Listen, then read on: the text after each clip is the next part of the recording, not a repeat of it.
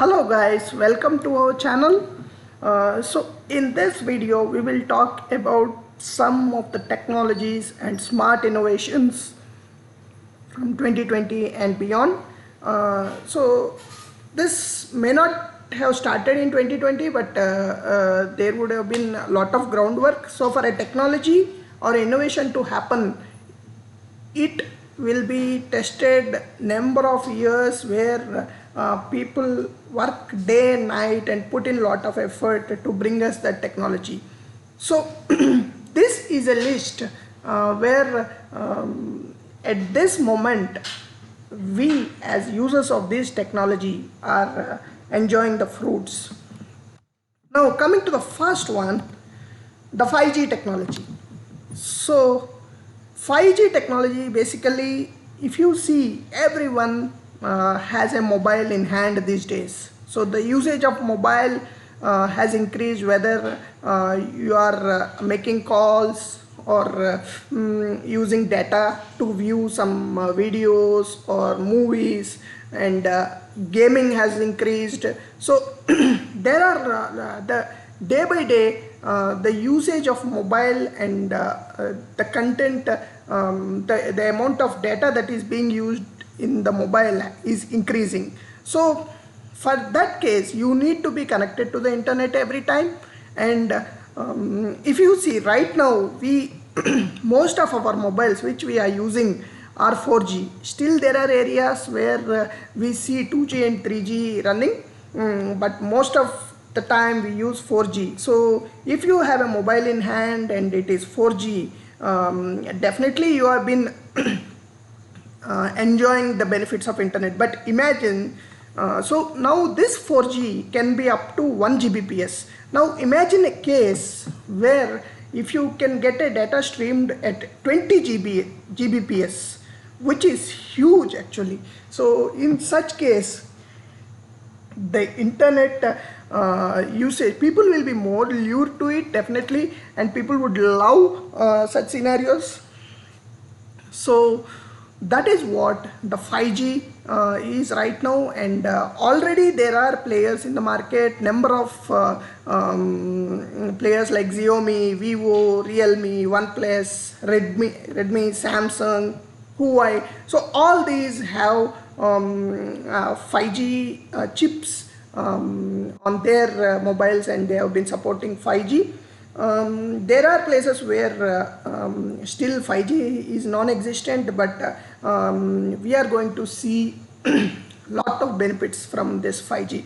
And with this 5G, the complexity of the electronics, or the demand of the electronics requirements increases. So if you see, 4G demanded a memory less than or equal to 6 GB, and storage of less than or equal to 256 GB storage. But if you go to 5G, you need more memory, right? Because you are streaming more data, and you can use more memory on your mobiles. So right now what we are talking about, 3G, 3GB, 4GB kind of memories could go beyond 8 GBs, because that is a kind of data you are going to download, and within a blink of an eye you are going to download lot of data. And then the next one, this is very much interrelated to the boom in 5G. So these variables is nothing new to us. These variables are what we wear and like a smartwatch example, where we wear or we use it in touch with our body, and this senses the pulse rate or in, the heartbeat basically, and then any temperature kind of settings, and it sends data to our mobile over Bluetooth. This is nothing new to us, but with the 5G coming up, there can be more high range of data that can be transmitted. And already market has a lot of variables, and with more inventions coming from the sensor side, there could be very high market for these variables, and we can see them booming again. And then the third one we are going to talk about here is about AI and ML, artificial intelligence and machine learning.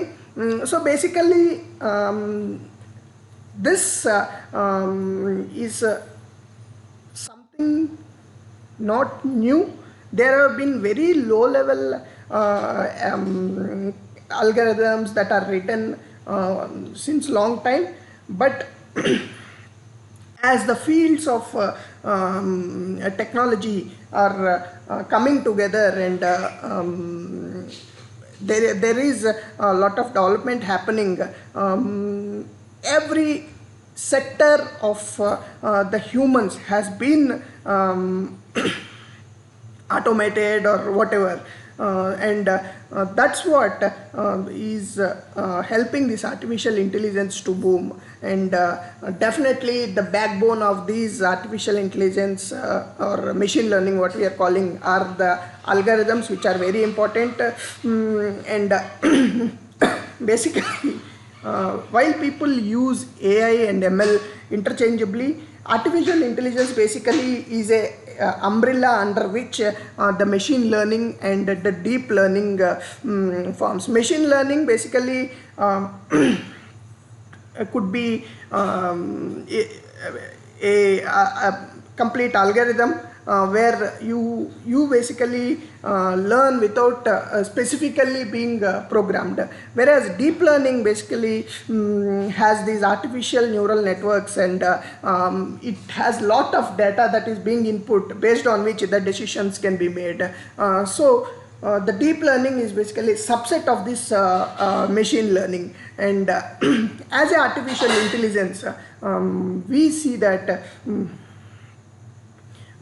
the systems, basically whatever the system that uses this artificial intelligence and machine learning can think similar to a human. So we already see a lot of things behind, and one part of the industry which helps this in some way at the lower level is the data analytics or the data science. So AML, while it is a separate technology, data science and data analytics combined together with AML is a huge benefit in the technology industry.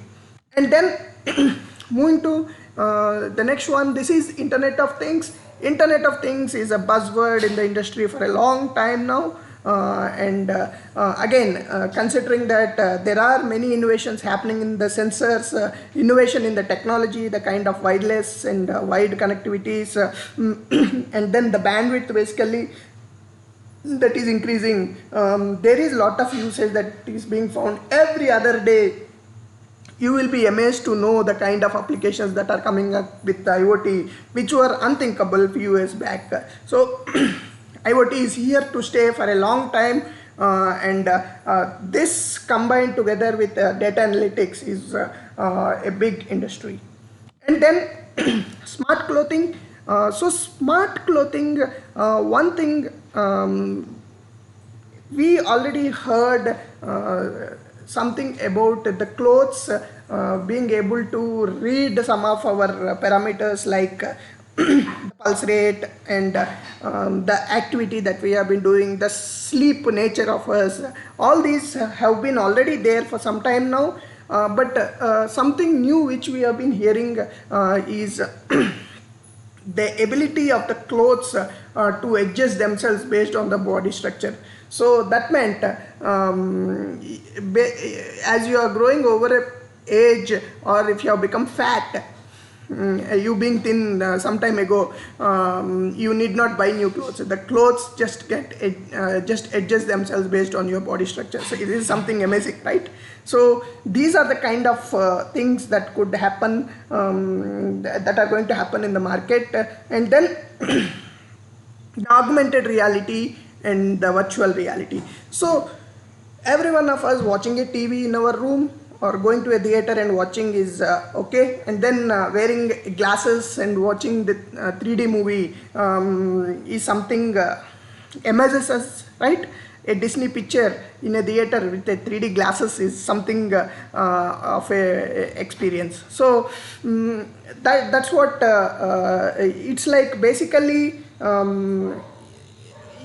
let us assume there are Himalayas somewhere, and if we feel that we are standing in front of Himalayas, it would be an amazing experience, right? That's what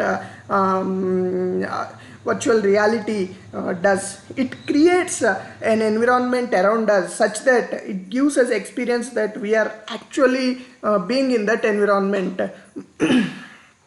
And the entire activity is happening in front of us. So this has a long way to go, and there are a lot of researches happening on this, and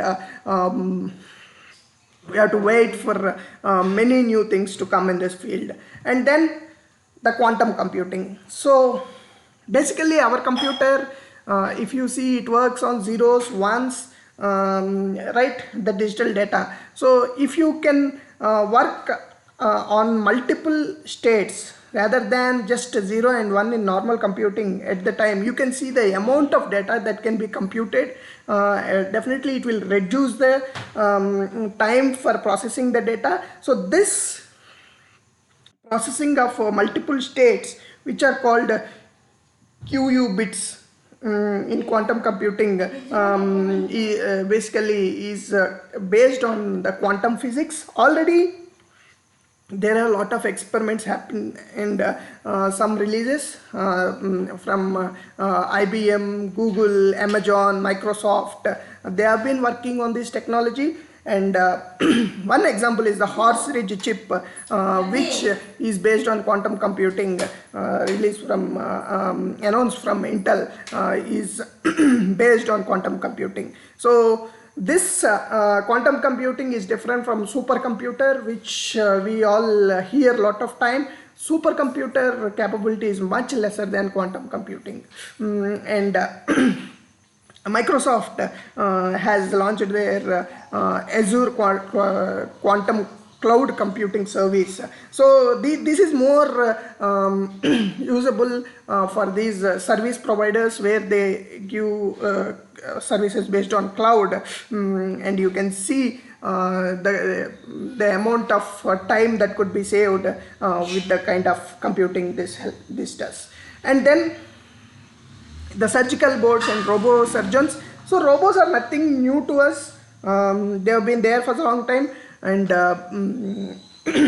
now the surgical boards and the robo surgeons, we have been hearing all the time in the news that without the need of a manual intervention, a surgery has been performed. So this is based on surgical bots where this works based on command based control. So there will be someone controlling from remote, and the surgeries happen. And now this surgical bots, or the robo surgeons we call them, helps in precise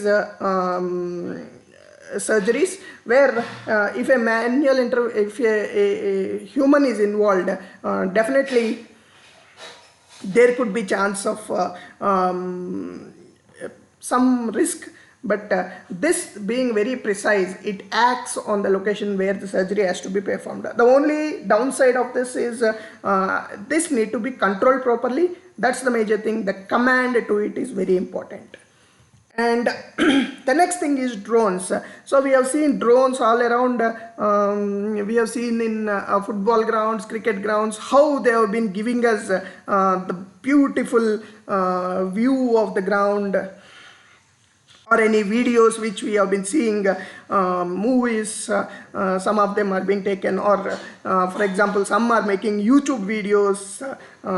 So these drones are used in a number of applications. They mainly help in surveillance, and even in some of the marriages we have been seeing. So the commercial applications have increased for drones than ever. But mainly for the security and surveillance, this is used by our agencies. And now one important thing is these drones are being used in agriculture.